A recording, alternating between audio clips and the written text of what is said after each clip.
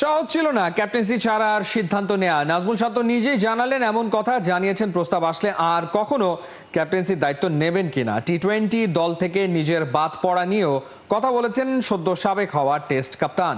নানা বিষয়ে একান্ত সাক্ষাৎকারে খেলা যোগে খোলামেলা কথা বলেছেন নাজমুল শান্ত। আজ থাকছে প্রথম পর্ব। নাইয়ান বিন জসিমের রিপোর্ট। সদ্যই সাবেক হওয়া ক্যাপ্টেন নাজমুল হোসেন শান্ত আপাতত একটা লম্বা ব্রেক পেয়েছেন। নাজমুল হোসেন শান্তকে দেখলে আপনাদের একটু নতুন নতুন মনে হতে পারে, কারণ তার লুকেও কিন্তু অনেকটা চেঞ্জ এসেছে।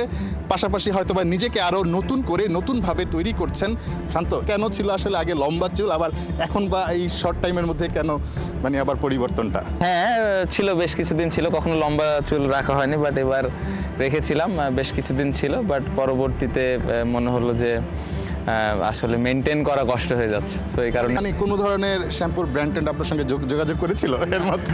না না না, এরকম কোনো কিছু না, বাট জাস্ট শখের কারণে করা। ভালো সময় কেটেছে। এর মধ্যে আবার আমরা সোশ্যাল মিডিয়ায় নাজমুল হোসেন শান্তকে ফুটবলার নাজমুল হোসেন শান্ত, গোলকিপার নাজমুল হোসেন শান্ত হিসেবে আবিষ্কার করেছি।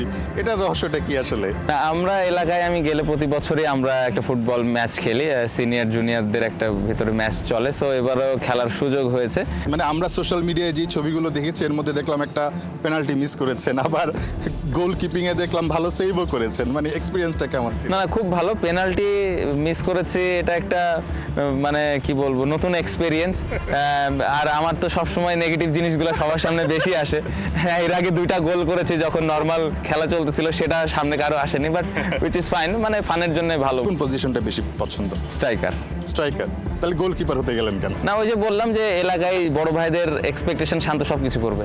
এনিওয়ে, গোল মিস করেছেন, নিশ্চয়ই সামনে যে সুযোগগুলো আছে সেগুলো আসলে ভালোভাবে কাজে লাগাতে চাইবেন, সুযোগগুলো মিস করতে চাইবেন না।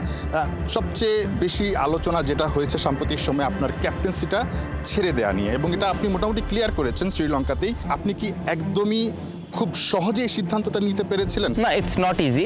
যদি আমি অনেস্টলি বলি, এটা খুব কঠিন একটা ডিসিশন ছিল।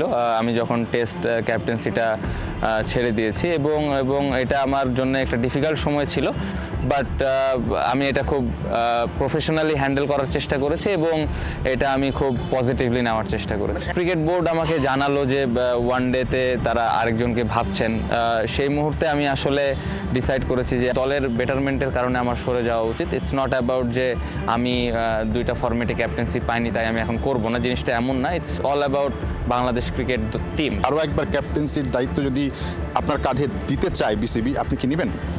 আমি সবসময় যেটা বলে থাকি যে একটা ক্যাপ্টেন লম্বা সময় যদি পায়, তার জন্য প্ল্যান করাটা সুবিধা হয়, এবং সেই প্লেয়ারদেরকে ওইভাবে ওই ভরসাটুকু দিতে পারে। তো সব মিলে যদি সব কিছু মিলে যায় এবং ক্রিকেট বোর্ডের সাথে আমার আন্ডারস্ট্যান্ডিংটা বেটার পজিশনে থাকে, মেবি আসতেও পারি। বাট এই মুহূর্তে আসলে এই কোশ্চেনটা আসলে উত্তর দেওয়া আমার জন্য ডিফিকাল্ট, এবং এই বিষয়টা নিয়ে আমি আর বাড়তি কোনো ডিসকাশনও চাই না, কারণ এই মুহূর্তে আমাদের যে 2টা ক্যাপ্টেন আছে, আমি একটু আগে যেটা বললাম যে তাদের অনেক ইম্পর্টেন্ট একটা রোল, তারা বেশ কিছু সময়ও পেয়েছেন। আমি চাইবো যে তারাই দলটাকে নিয়ে সামনের দিকে এগিয়ে নিয়ে যাবে। আপনার চিন্তাটা কি আসলে টি-20 ক্রিকেট নিয়ে আপনার ভাবনাটা কি? আপাতত যেহেতু আপনি দলের সঙ্গে নেই, এই দলে অবশ্যই আমি কামব্যাক করার জন্য ওই প্রস্তুতিটা নিচ্ছি, এবং আমার যদি আপনি লাস্ট 2022 ওয়ার্ল্ড কাপ, দেন বিপিএল, দেন ইংল্যান্ড সিরিজ, 22-23 সময়টা খুব ভালো গিয়েছিল, এবং তারপরের সিজনটা খুব ভালো যায়নি। স্ট্রাইক রেটের হিসাব যদি আমরা করি, রানের দিক দিয়ে মোটামুটি রান হচ্ছিল। ডোমেস্টিক যে টুর্নামেন্টগুলো আছে, বিপিএল আছে, দেন এনসিএল, টি-20 আছে, যদি এই টুর্নামেন্টগুলোতে আমি পারফর্ম করতে পারি এবং যে জায়গায় আমার ল্যাকিংস আছে সেই জায়গাগুলোতে আমি ঠিক করতে পারি, তাহলে আমার মনে হয় যে দলে সিলেক্টররা যদি আবার মনে করেন তাহলে আবার কামব্যাক করার সুযোগ আছে। জাস্ট যখন টিম সিলেকশন হয়েছে শ্রীলঙ্কা সিরিজের আগে, তখন সিলেক্টর জাস্ট জানিয়েছে আমি দলে থাকছি না। রিজনটাও আমাকে মোটামুটিভাবে বলা হয়েছে আমি কেন দলে নেই। সো আমার একটা ছোটোখাটো ধারণা আছে যে আমি কেন দল থেকে বাদ পড়ে গেছি। নাহিয়ান বিন জসিম, 71, ঢাকা।